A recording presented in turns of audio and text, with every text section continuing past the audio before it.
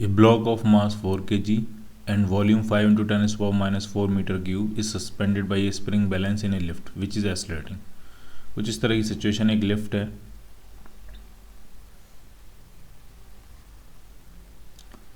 उसमें ब्लॉक को एक स्प्रिंग बैलेंस के साथ हैंग किया गया।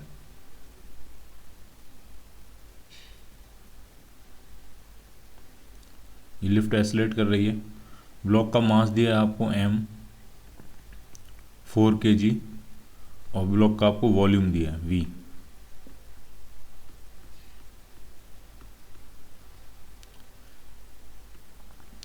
लिफ्ट एक्सेलरेट कर रही है। The apparent wait shown by the spring balance is 3 kg।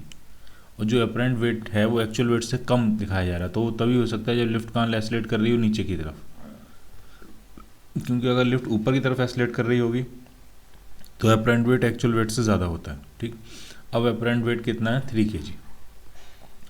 जो एपरेंट वेट होता है स्प्रिंग बैलेंस जो मेज़र करती है वो बेसिकली ये टेंशन मेज़र करती है। अगर टेंशन mg से ज़्यादा होता है तो एपरेंट वेट एक्चुअल वेट से ज़्यादा होता है, अगर टेंशन mg से कम होता है तो एपरेंट वेट एक्चुअल वेट से कम होता है। जिसकी रीडिंग आती है, जिसका मेजरमेंट आता है, वो एक्चुअल वेट से कम होता है। ठीक, और इस केस में जो रीडिंग है वो केजी में है। इसका मतलब इस केस में जो बैलेंस की रीडिंग होगी, अगर आर लिखें उसको हम, तो टेंशन अपॉन जी के बराबर होगी। तो पहली कंडीशन सॉल्व करते हैं, क्या क्या फोर्सेस लग रहे होंगे इसमें। ये ब्लॉक है, इसमें नीचे की तरफ लग रहा होगा mg, ऊपर की तरफ लग रहा होगा टेंशन t, और ये नीचे की तरफ एक्सेलरेट कर रही है ए एक्सेलेरेशन से ब्लॉक। इक्वेशन क्या बनेगी, mg minus t is equal to m into ए।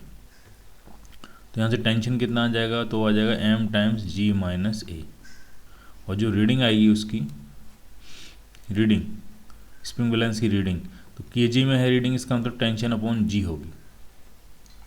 इसको थोड़ा सा सॉल्व करते हैं, तो यानी m टाइम्स g माइनस ए अपॉन g, ये आ रही रीडिंग, और ये कितनी दी है, ये दी आपको 3 kg, जबकि m कितना है, ये जो m है m कितना है 4 kg, तो 4g minus 4a is equal to 3g।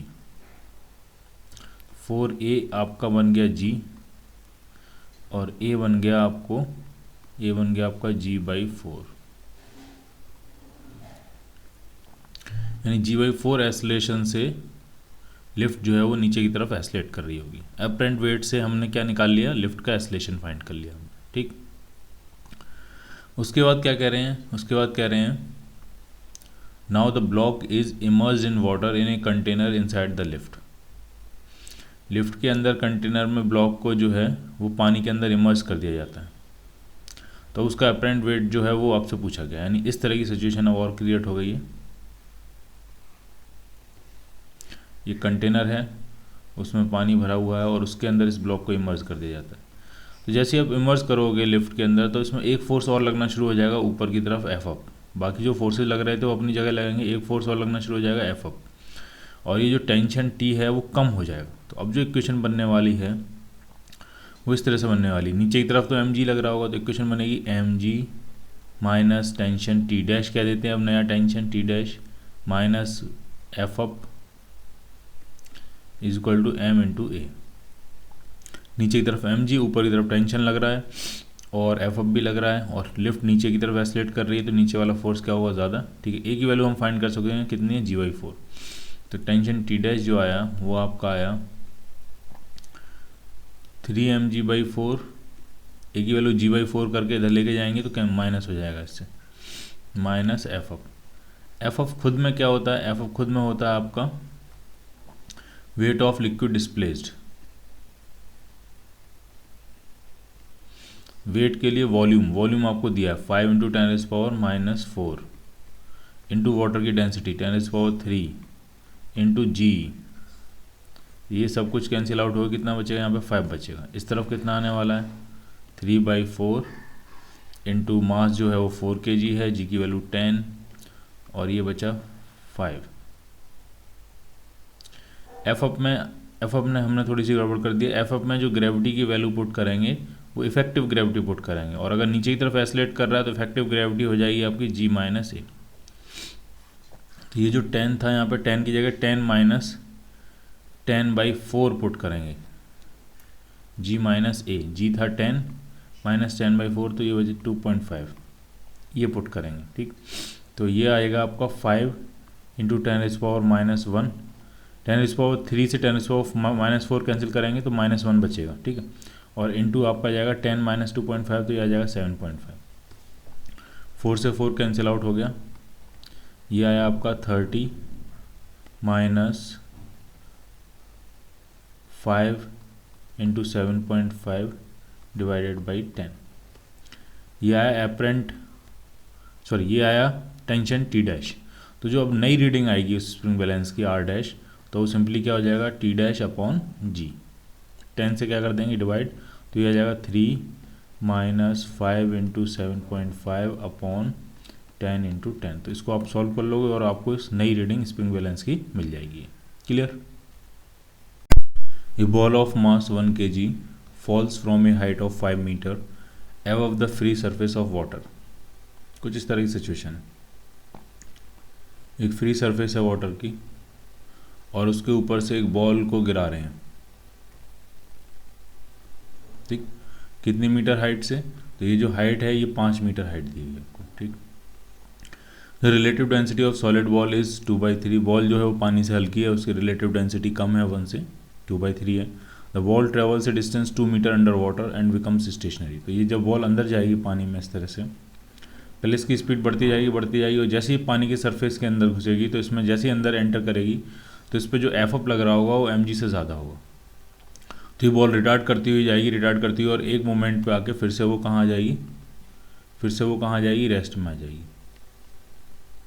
और उसके बाद फिर से ये ऊपर चलेगी बॉल और वापस आ जाएगी। ठीक है, the work done by the resistive force of the water के रेजिस्टिव फोर्स मतलब विस्कस फोर्स ने कितना वर्क डन किया होगा वो आपसे पूछा गया। तो ये है 5 मीटर, ये है 2 मीटर।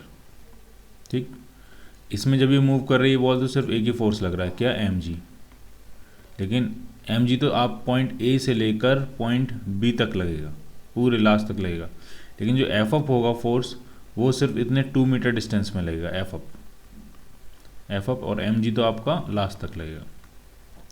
और इस रीजन में जब ये नीचे मूव कर रही होगी तो ऊपर की तरफ और क्या लगेगा, विस्कस फोर्स भी लगेगा, उसी विस्कस फोर्स उसी रेजिस्टिव फोर्स का वर्क डन आपसे पूछा गया। तो अगर इसमें हम सीधे पॉइंट A से लेकर B तक वर्क एनर्जी थ्योरम लगाएं, work done by all the forces is equal to change in kinetic energy. कौन कौन से फोर्स वर्क करेंगे, mg वर्क करेगा, प्लस एफ अप वर्क करेगा, प्लस विस्कस फोर्स वर्क करेगा, तो उसका वर्क डन एफ वी लिख देते हैं। और ये चेंज इन काइनेटिक एनर्जी है, इनिशियल काइनेटिक एनर्जी भी जीरो होती है और जब ये लास्ट में जाकर रुक जाएगी तो फाइनल काइनेटिक एनर्जी भी जीरो होगी, तो चेंज इन काइनेटिक एनर्जी आपका आ गया जीरो। अब जरा सारे फोर्सेस का वर्क डन लिखते हैं। mg का वर्क डन तो होगा mgh पॉजिटिव, h कितना है 7 मीटर। ठीक है, 5 और 2 7 मीटर नीचे eye ball.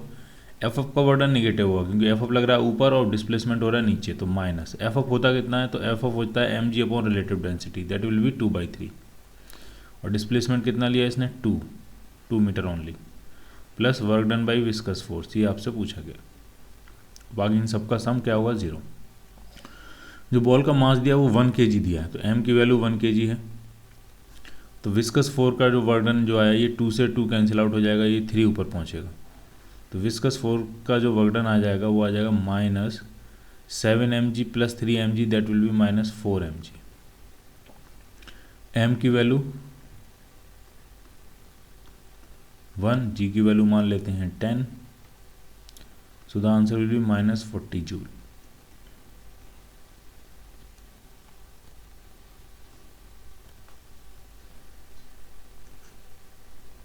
C part, a cubical block of wood of specific gravity 0.5 and chunk of concrete of specific gravity 2.5 are fastened together। एक वुड का ब्लॉक है और एक कंक्रीट का ब्लॉक है, दोनों की स्पेसिफिक ग्रेविटी दी है, दोनों को एक साथ अटैच कर दिया जाता है। The ratio of mass of wood to the mass of concrete which makes the combination to float with its entire volume submerged. इस तरह की सिचुएशन है।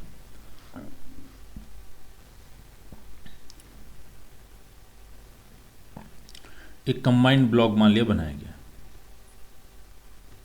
ये कंक्रीट है, इसका मास मान लिया mc, ये वुड है जिसका मास मान लिया mw, और इनके मासेस का रेशियो पूछा गया, इनकी स्पेसिफिक ग्रेविटी या रिलेटिव डेंसिटी 0.5 और 2.5 दी है, ताकि जब ये फ्लोट कर रहा है तो ये पूरा मास सबमर्ज्ड होकर फ्लोट कर रहा है, यानी पूरा सबमर्ज होने के बाद वो कंडीशन बन पा रही है कि total weight is equal to F up, और ये क्या क्या कर रहा है, फ्लोट कर रहा है।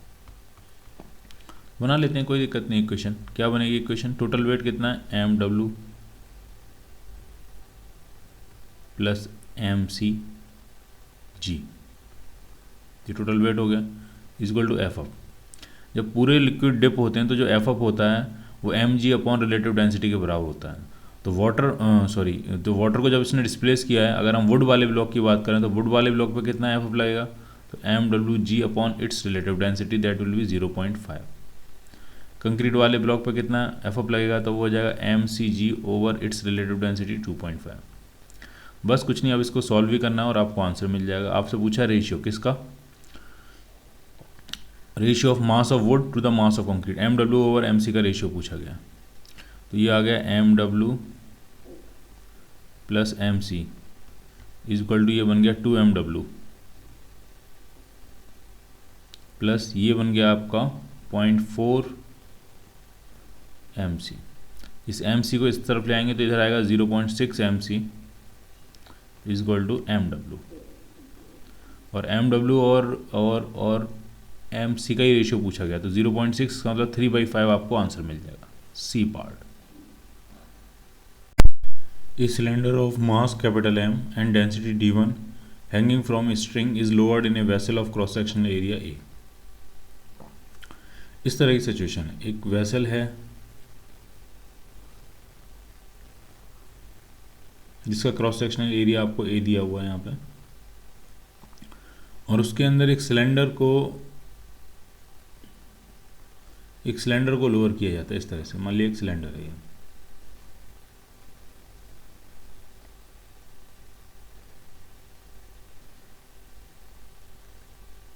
इसका मास m है, डेंसिटी है d1, और जिस लिक्विड में लोअर किया जा रहा है उसकी डेंसिटी है d2। ये लिक्विड है इस तरह से, तो स्ट्रिंग से बांध के लोअर किया गया और पूरा इमर्ज कर दिया गया। जब तक लोअर किया गया जब तक कि पूरा इमर्ज नहीं हो जाता। आपसे पूछा है द बॉटम पे इंक्रीज इन प्रेशर पूछा है, इन बॉटम वाले पॉइंट्स पे, सारे पॉइंट्स पे सेम ही प्रेशर इंक्रीज हुआ होगा, इन बॉटम वाले पॉइंट्स पे इंक्रीज इन प्रेशर पूछा है।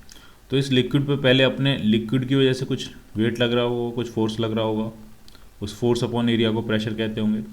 अब इस सिलेंडर के डिप करने से क्या फ़र्क पड़ेगा, फ़र्क ये पड़ेगा इस लिक्विड ने सिलेंडर पे एफ अप लगाया होगा ऊपर की तरफ, तो सिलेंडर ने लिक्विड पे एफ अप कहाँ लगाया होगा, नीचे की तरफ।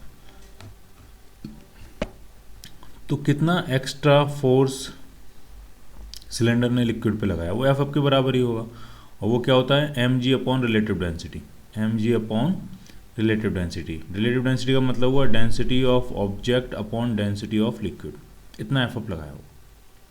ठीक, तो ये क्या बन जाएगा mg d2 अपॉन d1, और ये जो फोर्स है प्रेशर की फॉर्मेट में पूरे एरिया पे डिस्ट्रीब्यूट हो गया होगा। तो जो नया प्रेशर होगा, जो इंक्रीज इन प्रेशर होगा, जिसको हम डेल्टा पी लिख सकते हैं, तो वो हो जाएगा एफ अप जो नीचे की तरफ लगा है लिक्विड पे डिवाइडेड बाय इट्स एरिया। तो ये आपका आंसर बन गया mg d2 over a d1, A part. Two identical cylindrical vessels, each of base area capital A, have their bases at same horizontal level। दो सिलेंड्रिकल वेसल हैं, एक दोनों का बेस एरिया जो दिया है वो A है, सेम हॉरिजॉन्टल लेवल पर रखी हुई हैं। They contain a liquid of density rho. In one vessel height of liquid is h1 and in other is height of liquid is h2 and h2 is greater than h1। तो इसमें जो height of liquid है वो मान लिया मैंने h1, इसमें जो हाइट ऑफ लिक्विड मान लिया h2 बड़ा है। When two vessels are connected, the work done by gravity in equalizing the level। अब इनको कनेक्ट किया हुआ है किसी पतले पाइप से, और जैसे ही मैं इस नॉब को खोलूँगा इसमें दोनों में लिक्विड का लेवल बराबर हो जाएगा। तो वर्क डन बाय ग्रेविटी पूछा है, तो ज़रा समझना आप इसको कैसे करेंगे। इस वाले वेसल में कितना एक्स्ट्रा लिक्विड है हाइट के टर्म्स में देखा जाए तो वो है h2 माइनस h1। तो इसका आधा लिक्विड इस H2 माइनस H1 का आधा लिक्विड तो यहीं बना रहेगा और ये जो आधा है ऊपर वाला लिक्विड ये ट्रांसपोर्ट होके इस तरफ आ जाएगा, यही तो होना है।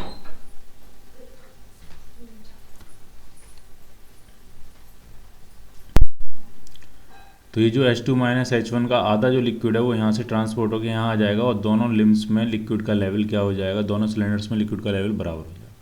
तो ये जो आधा लिक्विड इसकी हाइट कितनी होगी, तो इसकी हाइट होगी आपकी H2 माइनस H1/2 और ये यहाँ से यहाँ ट्रांसपोर्ट हो रहा है।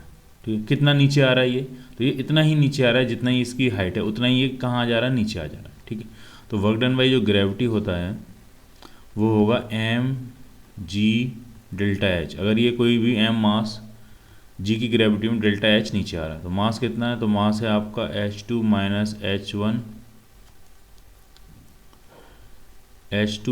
H1/2, ये थी उसकी हाइट, इंटू एरिया से मल्टीप्लाई कर देंगे तो ये हो गया वॉल्यूम, इंटू डेंसिटी से मल्टीप्लाई कर देंगे तो ये हो गया मास, इंटू जी। और ये कितना नीचे आया, ये उतना ही नीचे आया H2 माइनस H1/2। लिक्विड की अपर सरफेस देखोगे तो उतनी नीचे आई है, लोअर सरफेस देखोगे तो उतनी, ये पूरा इसका सेंटर मास देखोगे तो वो भी उतना ही नीचे आया है H2 माइनस H1/2। तो क्या आंसर मिल गया आपका, रो ए जी H2 माइनस H1/2 का होल स्क्वायर डिवाइडेड बाई 4। तो आंसर बनेगा आपका D part. A small ball of density rho is emerge in a liquid of density sigma. कुछ इस तरह की सिचुएशन है, लिक्विड होगा, लिक्विड मीडियम, उसमें एक स्मॉल बॉल को इमर्स किया हुआ इस तरह से। स्मॉल बॉल की जो डेंसिटी है, स्मॉल बॉल की डेंसिटी दी है आपको रो, जिस मीडियम में है उसकी डेंसिटी दी है सिग्मा, और सिग्मा जो है वो ज़्यादा है, सिग्मा ज़्यादा है, रो कम है। इसका मतलब बॉल जो होगी, बॉल पे एफ ऑफ mg से ज़्यादा लग रहा होगा तो ये ऊपर की तरफ एस्लेट करेगी। और ये कितनी डेप्थ में है बॉल, अभी कितनी डेप्थ में, तो ये डेप्थ दी है आपको h। The height above the surface of water up to which ball will jump, ball कितने ऊपर तक जंप कर जाएगी आपसे पूछा गया। मान लिया बॉल जो है वो h डैश हाइट तक जंप कर रही है, तो हम सीधे ए पॉइंट से, इसकी ए पोजीशन से बी पोजीशन तक वर्क एनर्जी थ्योरम लगा देते हैं, क्योंकि इस पर दो ही फोर्स लग रहे हैं, एक mg लग रहा होगा, एक एफ अप लगेगा। mg तो पूरे में लगेगा लेकिन एफ अप जो लगेगा सिर्फ h हाइट तक ही लगेगा। इक्वेशन ये जाएगी work done by mg plus work done by F up is equal to change in kinetic energy, और चेंज इन काइनेटिक एनर्जी होगा इनिशियल से फाइनल तक 0। mg का वर्क डन कितना होगा, तो mg का जो वर्क डन होगा, मान लिया इसका वॉल्यूम v है, तो v रो g, ये तो हो गया फोर्स, और डिस्प्लेसमेंट ऊपर हो रहा है तो mg का वर्क डन होगा नेगेटिव, माइनस v रो g into H plus h dash. Total particle कितना ऊपर जा रहा है, h प्लस h डैश, तो वर्क डन होगा minus mgh plus h dash, तो ये हो गया minus mgh into h plus h dash.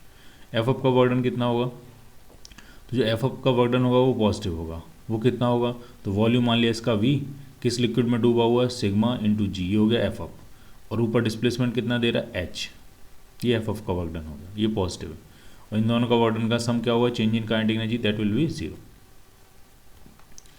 तो g से ये g कैंसिल आउट हो, g और g कॉमन लेके 0 में चला गया, v और v कॉमन लेके 0 में चला गया, तो यहाँ बचा आपका सिग्मा h, और इस तरफ आ गया आपका रो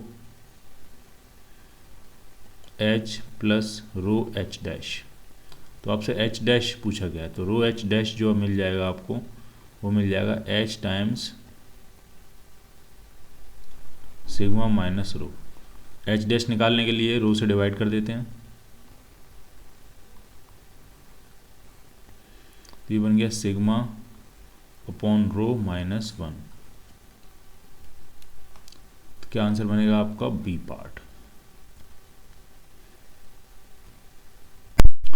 A U-tube of base length L filled with some volume of two liquids of density rho and 2 rho। ठीक है, बेस लेंथ L है तो आधा जो है वो रो डेंसिटी से फिल किया गया और आधा पार्ट जो है वो 2 रो डेंसिटी से फिल किया गया। दोनों की जो हाइट है वो सेम ही है, इसमें भी h हाइट है, इसमें भी h हाइट है, फिर इधर डेंसिटी ज़्यादा है, इधर डेंसिटी कम है, फिर हाइट कैसे बराबर है, वो इसलिए क्योंकि इसको हम इधर तरफ से क्या कर रहे हैं, एस्लेट कर रहे हैं आगे की तरफ। ठीक। The difference between the two surfaces open to atmosphere becomes zero.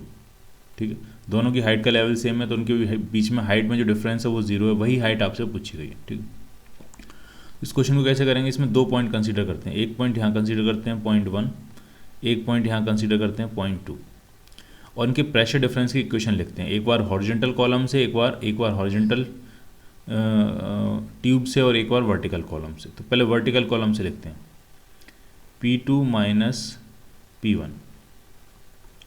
तो P2 जो होगा वो कितना होगा, यहाँ एटमॉस्फेरिक प्रेशर होगा P0 प्लस 2 रो GH, इसमें जो डेंसिटी है वो 2 रो है, तो ये हो गया। आपको एटमॉस्फेरिक प्रेशर तो दोनों तरफ से कैंसिल आउट हो ही जाएगा जब P2 माइनस P1 लिखोगे, तो सिर्फ लिक्विड का प्रेशर लिखते हैं। तो ये कितना है 2 रो GH माइनस P1 कितना होगा, तो यहाँ पे डेंसिटी है रो, तो ये हो जाएगा रो GH। जब हम वर्टिकल कॉलम कंसीडर करके लिखेंगे ये वर्टिकल कॉलम, तब इसमें एक्सेलरेशन का कोई रोल नहीं आएगा, एक्सेलरेशन का रोल आएगा जब हम हॉरिजॉन्टल ट्यूब कंसीडर करके लिखेंगे। तो ये कितना आ गया, ये आ गया रो GH। अब यही हम फिर से P2 माइनस P1 लिखेंगे लेकिन हॉरिजॉन्टल ट्यूब कंसीडर करके। ये ट्यूब आगे की तरफ एस्लेट कर रही है तो डेफिनेटली पीछे की तरफ प्रेशर बढ़ता जाएगा, तो पीछे का प्रेशर ज़्यादा होगा, आगे का प्रेशर कम होगा। कितना ज़्यादा होगा, तो कंसेप्ट होता है रो AL। तो इसमें 2 ट्यूब्स हैं, दोनों L/2 लेंथ की हैं, लेकिन एक में डेंसिटी जो है वो 2 रो है और एक में डेंसिटी जो है वो रो है। तो हम एक तो हम लिखेंगे रो A L/2 प्लस दूसरे के लिए लिखेंगे 2 रो A L/2। तो ये कितना आ जाएगा, ये आ जाएगा 3 रो A L/2।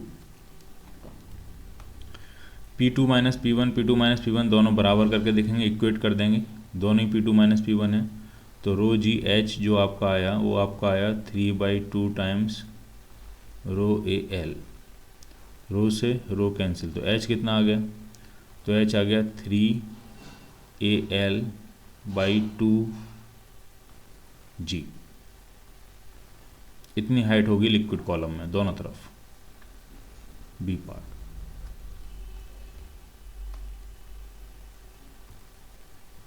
A body of volume V and density rho is initially submerged in a non-viscous liquid of density sigma।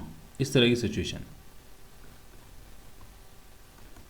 इस तरह से ये मीडियम है, पूरा पूरा भरा हुआ है ये,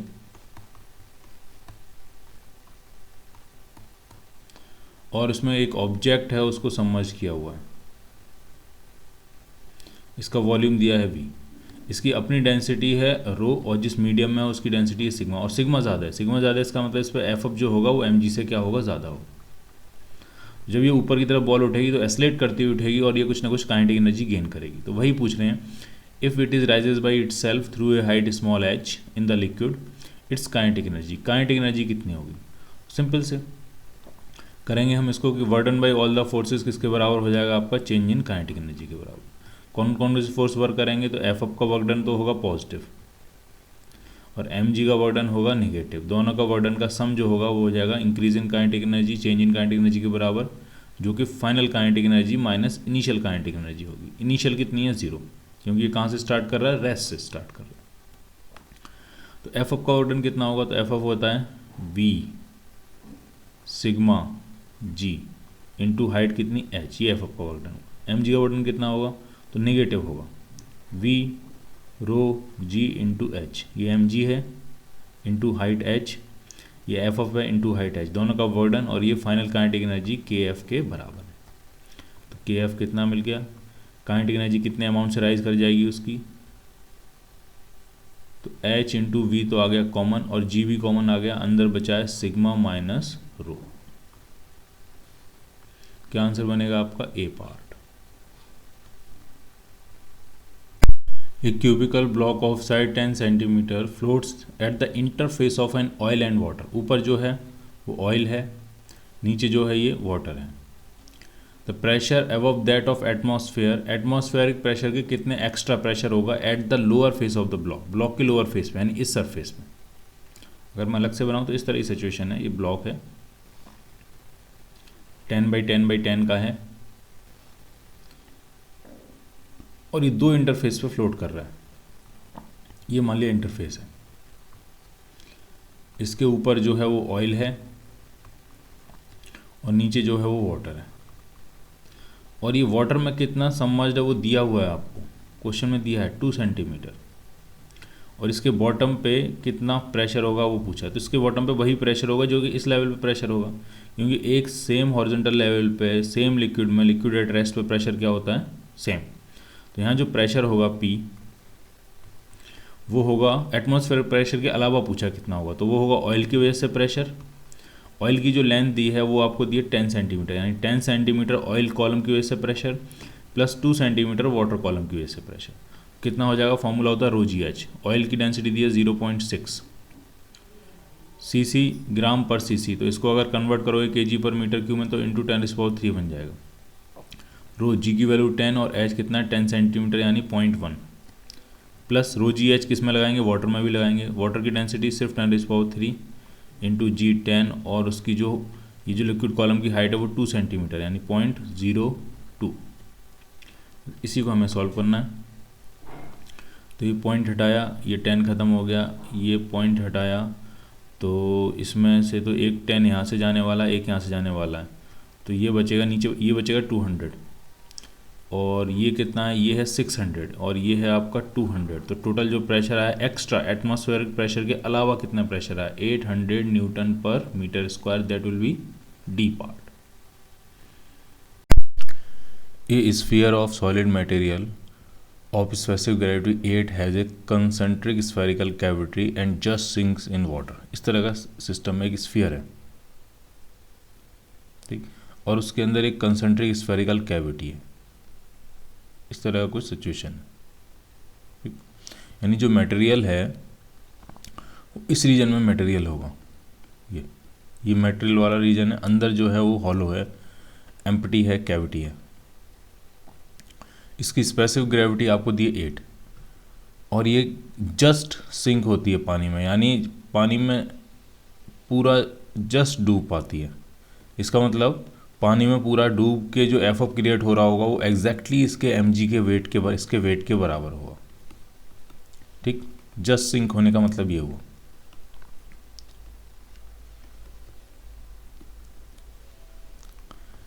ठीक है, तो आपसे बस ये पूछा गया है the ratio of radius of cavity to the outer radius. मान लीजिए कैविटी का रेडियस अगर r1 है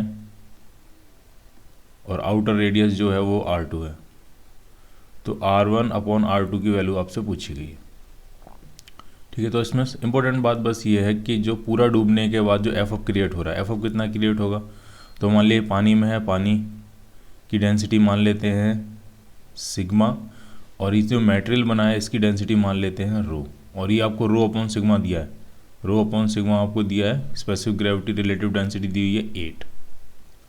तो कितना एफ ऑफ क्रिएट हुआ होगा, तो एफ ऑफ क्रिएट जो हुआ होगा वो होगा 4/3 पाई r2 का क्यूब। इसने जो लिक्विड डिस्प्लेस किया होगा वो अपने टोटल वॉल्यूम के बराबर लिक्विड डिस्प्लेस किया होगा, into density sigma into g, ये एफ ऑफ क्रिएट हुआ होगा। वो किसके बराबर होगा, वो इसके वेट के बराबर होगा। तो वेट के लिए पहले निकालेंगे वॉल्यूम, तो इसका जो वॉल्यूम है वो तो सिर्फ इतना पोर्शन है, सिर्फ ये पोर्शन है, ये वाला पोर्शन, तो वो कितना है, वो है 4/3 पाई r2 cube minus r1 cube, ये है वॉल्यूम। और इसमें किससे मल्टीप्लाई कर देंगे, डेंसिटी से, और किससे मल्टीप्लाई कर देंगे, जी से। Volume into density into g, ये बन गया इसका वेट, और ये क्या है, F of weight of liquid displaced. तो ये जी से जी कैंसिल आउट हो जाएगा, 4/3 पाई से 4/3 पाई कैंसिल आउट हो गया। अब ये करते हैं r2 क्यूब से इसको डिवाइड कर देते हैं, और सिग्मा और रो को इधर ले आते हैं, तो सिग्मा ये है अपॉन रो इधर आ गया, r2 क्यूब से डिवाइड कर दिया जाएगा 1 माइनस r1 ओवर r2 का क्यूब।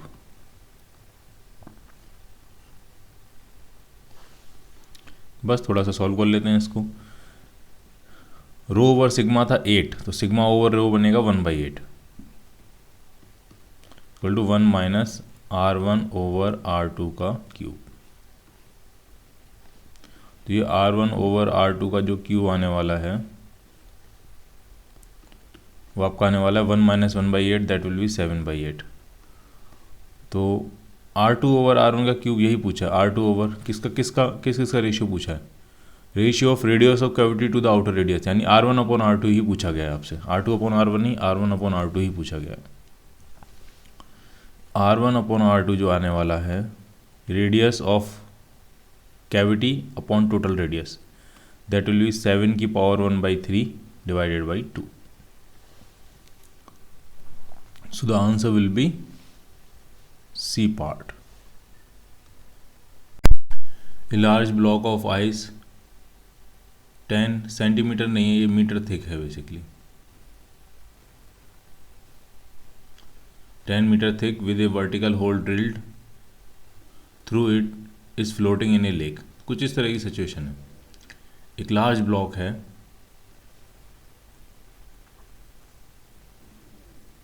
इस तरह से एक लार्ज ब्लॉक होगा, उसकी जो हाइट है, जो थिकनेस है वो 10 मीटर दी है, ठीक, और उसके अंदर एक वर्टिकल होल हमने ड्रिल कर दिया है इस तरह से, इस तरह से एक वर्टिकल होल ड्रिल कर दिया है।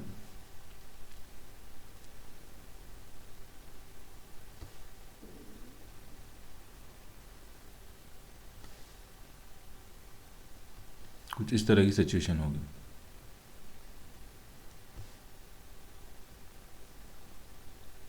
ठीक है, और ये लेक में फ्लोट कर रहे हैं, और इसकी डेंसिटी जो दिया है इसकी वो 0.9 ग्राम पर सेंटीमीटर क्यूब दी है।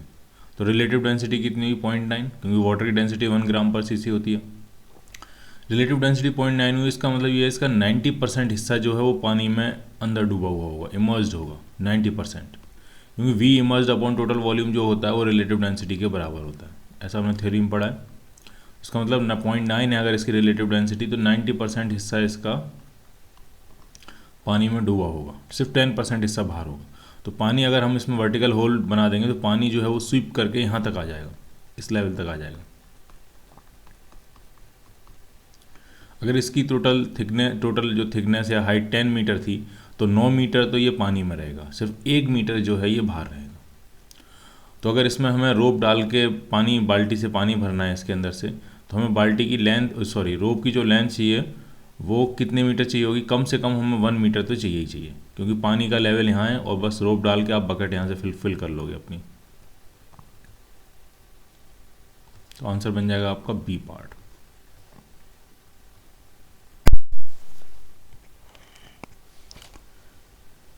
ए large tank is filled with water, water की डेंसिटी आपको दी है। A small hole is made at a depth of 10 metre below the water surface, water surface से 10 मीटर नीचे एक स्मॉल होल बनाया गया। तो ये जो डेप्थ है ये 10 मीटर दी हुई है। The range of water issuing out of hole is R on ground, ये ग्राउंड है, ठीक, ground. What extra pressure must be applied on the water surface so that the range becomes 2R। अब जरा ढंग से समझना है इसमें। 10 मीटर डेप्थ पे आपने एक होल बनाया है, तो जो वेलोसिटी होगी वहाँ से निकलने वाले लिक्विड की वो होगी √2GH, ठीक, H की वैल्यू हम 10 मीटर पुट करेंगे, और बची हुई जो हाइट है वो टाइम के लिए काम आएगी। मान लिया बची हुई हाइट h डैश है, तो उसको जो टाइम लगेगा नीचे तक पहुंचने में वो कितना होता है √2H⁻/G। इसमें तो कोई मॉडिफिकेशन हो नहीं रहा है, ये तो नहीं रहेगा। जो रेंज होती है, रेंज सिंपली होती है हॉरिजॉन्टल वेलोसिटी इनटू टाइम, ठीक, कुछ रेंज हो गई। अब आप ये चाहते हो कि रेंज को डबल करना चाहते हो, रेंज को आप चाहते हो डबल करना, तो इस टाइम में तो कोई अंतर हो नहीं सकता, ये टाइम तो इस H डैश पर डिपेंड करेगा, इसमें कोई चेंज है नहीं। ऊपर से अगर आप एक्स्ट्रा प्रेशर भी अप्लाई करोगे तो एक्स्ट्रा प्रेशर अप्लाई करने से क्या होगा कि ये जो लिक्विड निकल रहा होगा इसकी वेलोसिटी बढ़ेगी, लेकिन टाइम में कोई फर्क नहीं पड़ेगा। टाइम तो अभी स्टिल कितना रहेगा, √2H⁻/G, ठीक। तो रेंज को अगर आपको डबल करना है तो आपको वेलोसिटी को डबल करना पड़ेगा। वेलोसिटी को क्या करना पड़ेगा, डबल, इसको 2 टाइम्स करना पड़ेगा। वेलोसिटी 2 टाइम करने का मतलब ये है कि हाइट को 4 गुना करना पड़ेगा, क्योंकि अंडर रूट के अंदर है। यानी 10 मीटर वाटर कॉलम ने जितनी 10 मीटर हाइट के बराबर वाटर कॉलम ने जितना प्रेशर क्रिएट किया होगा, अब आपको हाइट को 4 गुना करना पड़ेगा, यानी अब जो वाटर कॉलम क्रिएट करना पड़ेगा वो 40 मीटर हाइट का करना पड़ेगा। क्लियर? तो जरा देखते हैं कितना एक्स्ट्रा प्रेशर क्रिएट करना पड़ेगा आपको। 10 मीटर वाटर कॉलम ने जो प्रेशर क्रिएट किया होता है एक्स्ट्रा, वो होता है रो जी एच, और वही किस में कन्वर्ट होता है आपका काइनेटिक एनर्जी में, हाफ रो वी स्क्वायर में। और इसी को सॉल्व करके वी कितना आता है √2gh। ये क्लियर है ये 2gh कैसे है। अब आपको क्या है, वेलोसिटी को डबल करना है, तो इस हाइट को कितना करना पड़ेगा, 4 गुना करना पड़ेगा। यानी जो 10 मीटर हाइट का प्रेशर था, अब 10 मीटर हाइट के प्रेशर से काम नहीं चलेगा, अब आपको 40 मीटर हाइट का प्रेशर चाहिए। इसका मतलब आपको 30 मीटर हाइट का प्रेशर एक्स्ट्रा चाहिए। तो एक्स्ट्रा कितना प्रेशर अप्लाई करना पड़ेगा, एक्स्ट्रा जो प्रेशर अप्लाई करना पड़ेगा वो होगा due to 30 metre height of liquid column. तो होगा कितना एक्स्ट्रा प्रेशर, डेल्टा पी अगर लिखें तो फॉर्मूला सिंपल वही है आपके पास, फिर से रो जी एच, डेंसिटी वाटर की 10⁻3, जी की वैल्यू 10, एच की वैल्यू 30। तो ये आ गया आपका 3 × 10⁵, इतना एक्स्ट्रा प्रेशर आपको अप्लाई करना पड़ेगा न्यूटन पर मीटर स्क्वायर। तो ये अप्रॉक्सीमेट क्या बन जाएगा, ये बन जाएगा 3 atmospheric pressure, ATM। So the answer will be D part.